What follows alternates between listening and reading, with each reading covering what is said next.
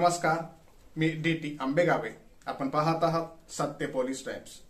पण कपिलजी, तुमचे आजही तिकडे बिहारमध्ये संबंध आहेत.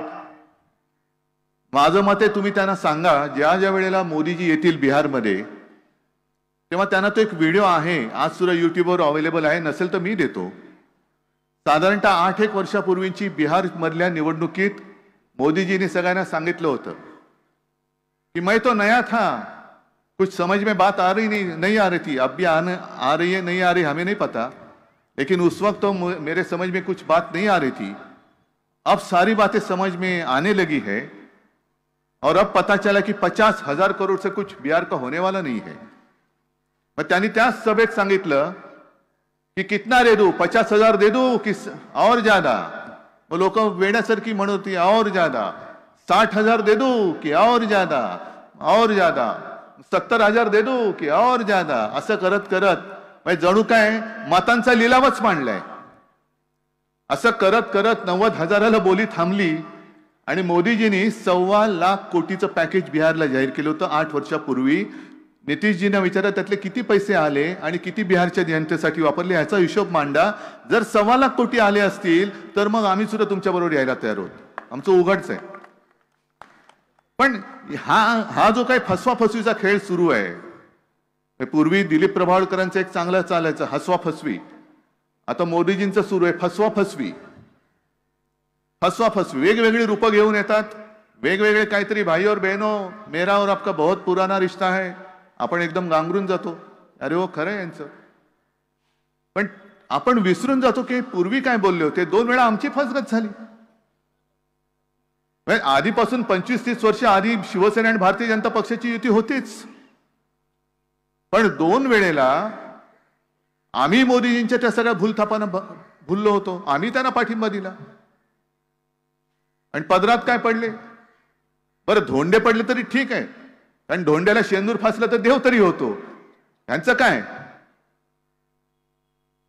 नुसतं गेल्या 10 वर्षामध्ये नामांतर झालेली आहेत. योजनांची नावं बदला, स्टेशनचं नाव बदला, शहरांचं बदला. तर 2 शहरांचं मी बदललं, ज्याचा मला अभिमान आहे. छत्रपती संभाजीनगर केलं आणि दुसरं धाराशिव केलं जिल्ह्याचं नाव, याचा मला अभिमान आहे.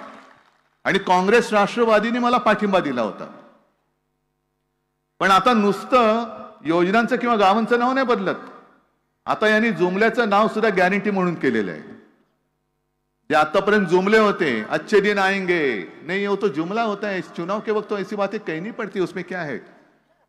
15 लाख रुपए आपके अकाउंट में आ जाएंगे, काला धन आएगा, ये तो जुमला था. आता जुमल्याच्या ऐवजी त्याला नाव दिलं त्यांनी गॅरंटी.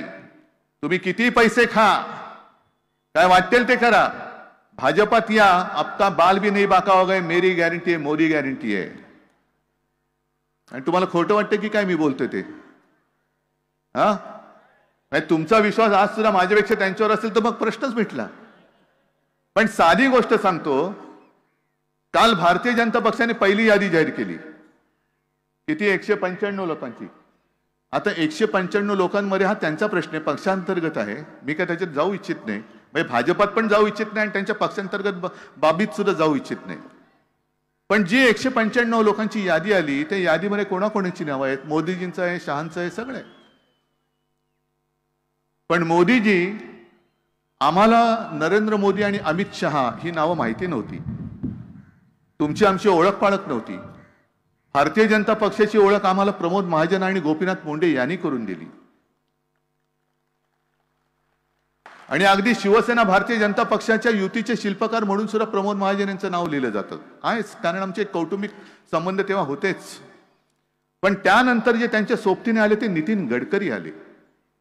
जे 95 ते 99 या आपल्या युतीच्या कालखंडात त्यांनी जी काय 55 उड्डाण पूल बांधले, मुंबई पुणे रस्ता केला, विक्रमी वेळेमध्ये केला, आणि एक चांगला काम करणारा माणूस, संघाचा आणि भारतीय जनता पक्षाचा कडवट निष्ठावान एक कार्यकर्ता, आज त्यांचं नाव पहिल्या यादीत नाहीये.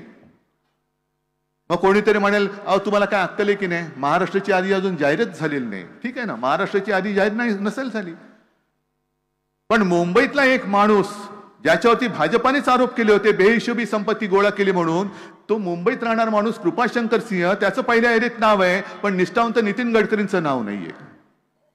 ही कुठली गॅरंटी? हा कुठला प्रकार आहे? मग कुठल्या तो त्यांचीच जाहिरात होती ना, कुठे नेऊन ठेवलाय महाराष्ट्र माझा? हे खरंच आहे, महाराष्ट्राने पूर्ण देश कुठे नेऊन ठेवलाय तुम्ही आमचा? सामान्य जनतेचा बुलंद आवाज, सत्य पोलीस टाइम्स.